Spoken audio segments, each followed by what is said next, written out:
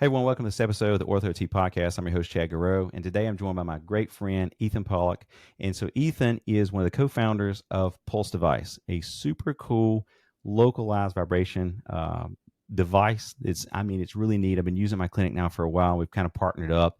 And so, we're going to talk about some of the most common areas I get asked about it. We get asked questions, what can you use this for?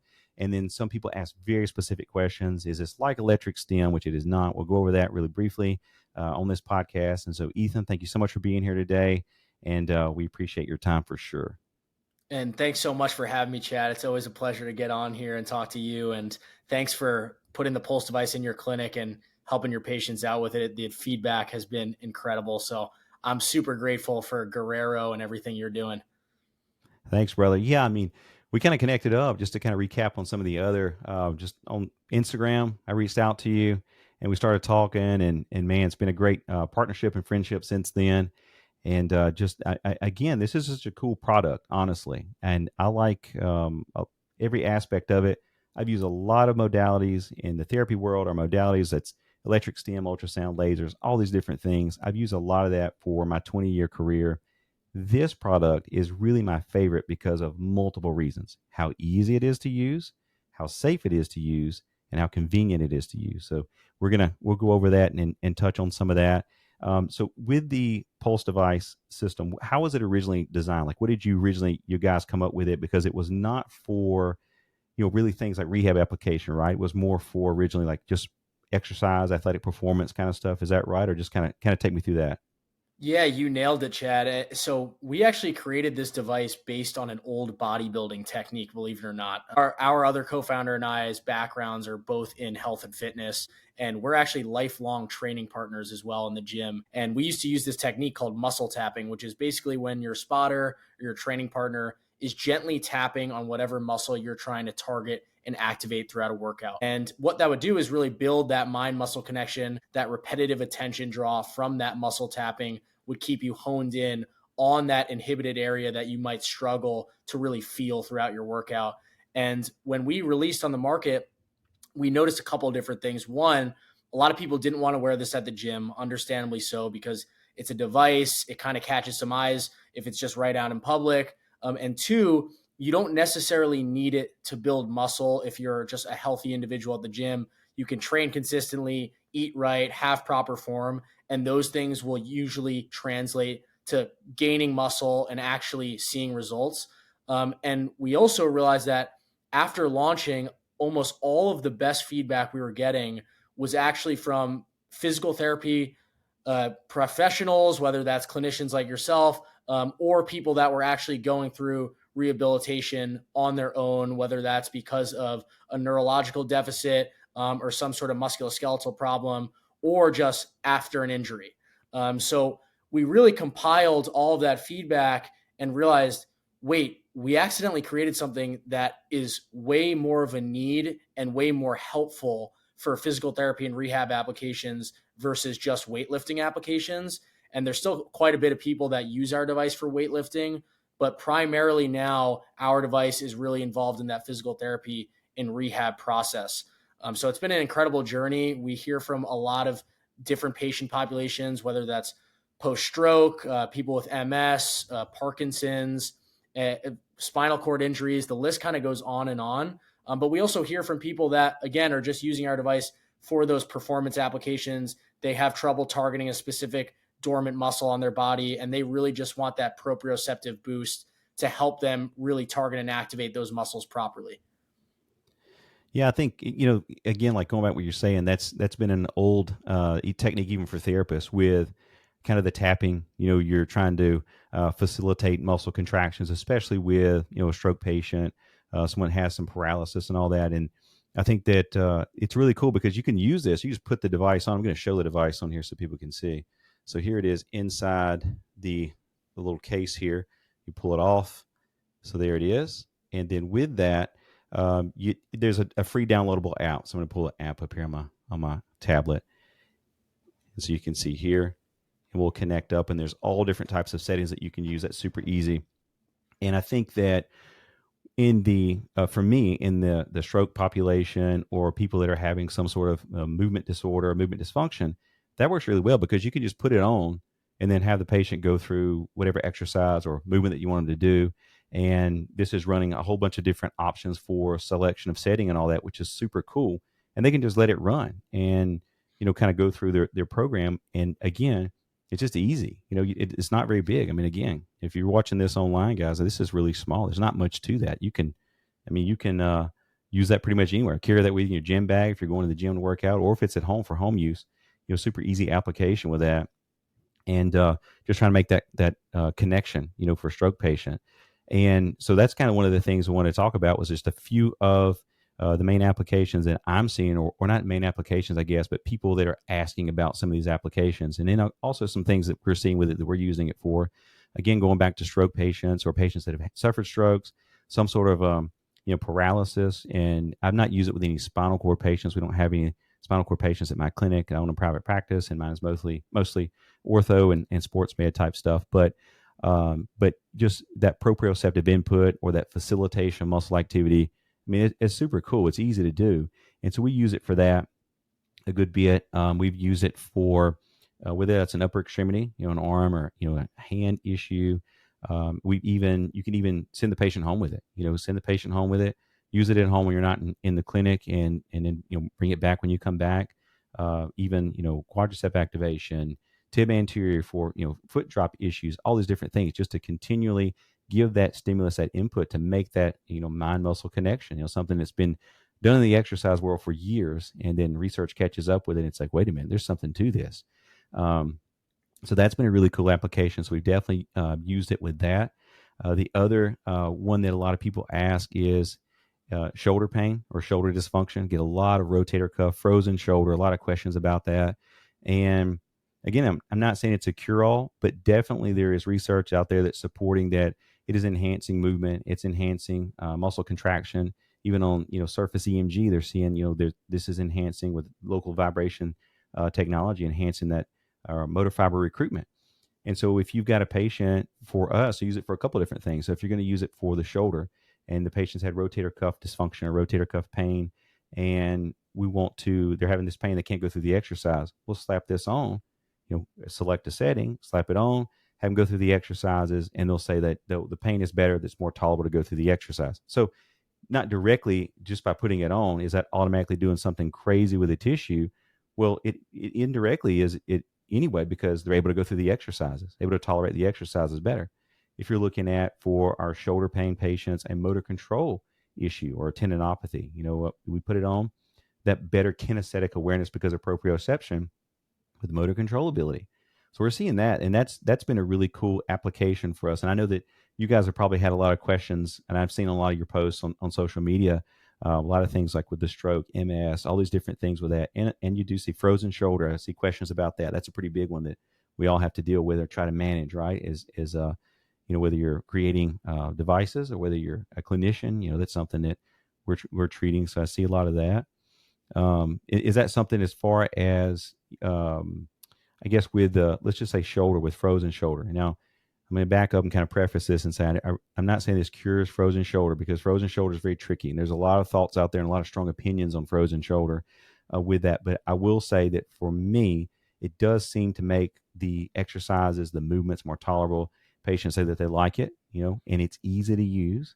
So with things like, just to say, shoulder dysfunction or stroke patients or neuromuscular issues, are you seeing people asking a lot of questions about that and using it for that application reason? Yeah, absolutely. And it really all goes back to that proprioception concept. When you use local vibration therapy in conjunction with those protocols that you're doing, again, whether that's in physical therapy or at home, you have some sort of rehabilitation protocol, that's when vibration therapy can really be a powerful, powerful tool. And we hear all the time from people, again, with shoulder deficits where they're struggling with range of motion and flexibility. This vibration is able to give them that awareness that they need in order to go through those motions, improve things like motor control in conjunction with that rehabilitation, and really take back that function that they so desperately need. It's really, really incredible the results we've heard, especially from those stroke, MS, and Parkinson's populations, where people just cannot seem to connect with a certain area.